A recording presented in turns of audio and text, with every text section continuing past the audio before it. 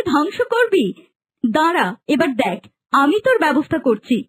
তুই তো এখন একটা পাখি, আমি যদি কেবল তোর ওই ডানা দুটো ভাঙি তবেই তোর কেল্লা ফতে। তুই শেষ, তুই উঠতেও পারবি না, আর তোকে আমি গোলাম বানিয়ে রাখবো।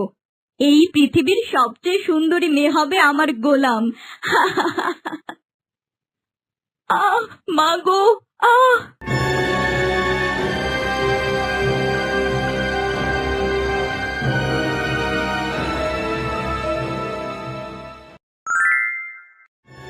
মা, ও মা, আমি যে যন্ত্রণা সহ্য করতে পারছি না। এ যন্ত্রণা সহ্যে আমাকে বরং মৃত্যু দাও প্রভু। কি রে মায়া, খুব যন্ত্রণা হচ্ছে বুঝি তোর? কিন্তু কি জানিস, তোর যন্ত্রণা দেখে আমার কিন্তু খুব ভালো লাগছে। পার্বতী, তুই এতটা নির্দয়, আমার মাকে মারলি, আমাকে পদে পদে যন্ত্রণা দিচ্ছিস। আমি তোর কি ক্ষতি করেছিলাম? দেখিস, প্রভু তোর এই পাপের জন্য কখনো তোর ভালো করবে না। প্রভু আমার ভালো করবে না?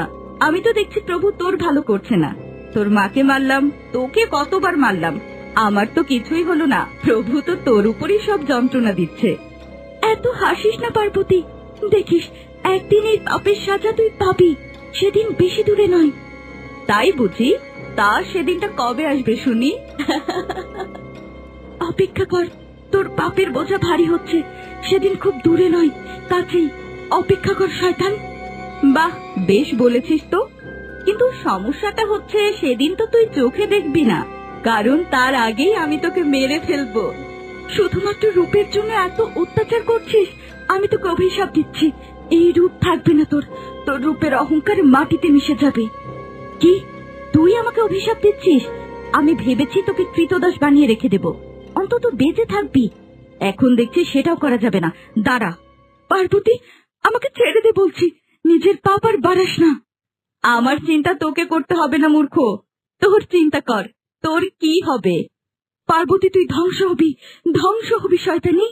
বড় বার বেড়েছিস তুই, আমার হাতের মুঠোয় আটকা পড়েও তোর তেজ কমছে না, ভয় করছে না?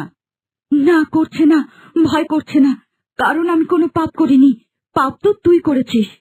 আমার পাপের চিন্তা একটু কম কর, নিজের কি হবে ভেবে দেখেছিস? আমার যা হওয়ার হবে, কিন্তু তারপর তারপর তুই তুই ভালো থাকবি না, অশুভ শক্তির বিনাশ হবে শয়তান, দেখে নিস। কি, আমার সামনে থেকে বন্দী হয়ে আমাকেই হুমকি দিচ্ছিস? দাঁড়া, তোর একটা ব্যবস্থা করছি, তোর তেজ কমাচ্ছি।